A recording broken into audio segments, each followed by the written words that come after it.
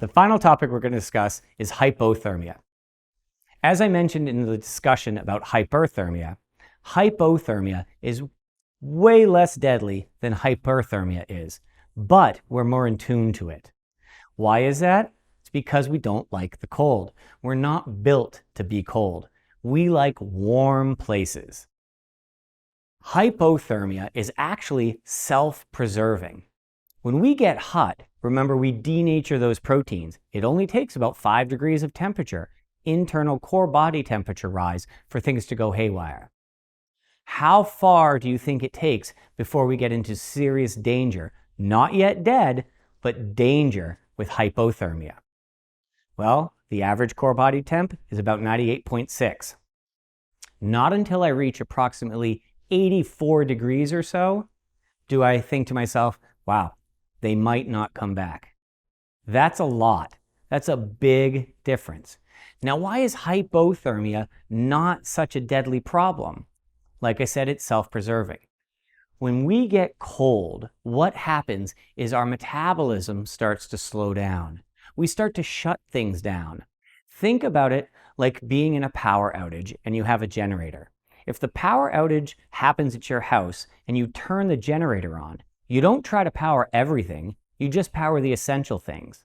Well, as I get cold, I shut things off that I don't need, preserving the main components that I do need, like my brain and my heart, which means I have a very low demand on the system.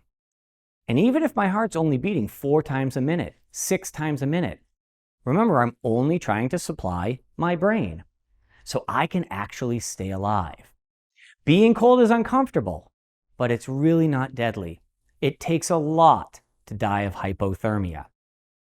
In fact, I'd be willing to bet that most people who have said they were hypothermic were not. That most people have never been hypothermic. What have we all been? Cold. That's what we've been. In fact, from 98.6 down to about 94 degrees is simply called cold. That's what it is. It's just cold. It takes a lot to get beyond that. You're not going to have a way to take a person's core body temperature in the backcountry, and that's fine. You don't need to. What are we going to look for? How do I know that someone is becoming hypothermic? What do you think the answer is? Mental status changes. That's right. There are lots of other things that are going to happen, but I'm really paying attention to mental status changes. Shivering is going to occur. Now, people often think shivering means you're hypothermic. That's not true. In fact, there's a great saying by one of the world's leading researchers on hypothermia. We don't shiver because we're cold. We shiver so we don't become cold. And that's what we're doing. We're shivering so that we produce internal body heat. Shivering is a great way for us to increase our core body temperature. Think of shivering like turning on your furnace in your body. That's what we're doing. So as you get colder, you shiver more. And yes, as it gets colder and colder and colder and moves down in temperature, the shivering becomes greater and greater until a point where it becomes convulsive. And then way down at that 84-degree mark, when we're in what's called the metabolic icebox, shivering may cease. When we're shivering, we're doing good. And we're going to actually do things to promote shivering. Other things you might see as somebody becomes hypothermic is what's called the umbles. The patient stumbles, fumbles, mumbles, bumbles, right? They can't do things properly. They're not remembering things. All of those types of things happen. But if we simply use mental status changes as a way to watch if our patient's getting colder and colder, then we're going to know. So how do we treat hypothermia? First thing, don't let it happen. Dress appropriately, wear layers, know how to work in the cold. But people get cold. So you're starting to get cold. As this person becomes hypothermic, now I've seen some mental status changes. Because remember, just cold is not hypothermic. Just cold is not going to have mental status changes.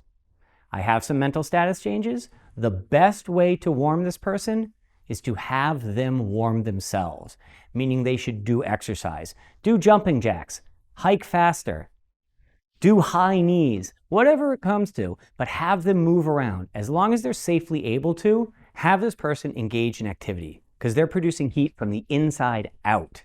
That's the best way. Now, if the cold continues, they keep getting more and more and more hypothermic, you're going to see greater coordination problems. You're going to see changes in mental status.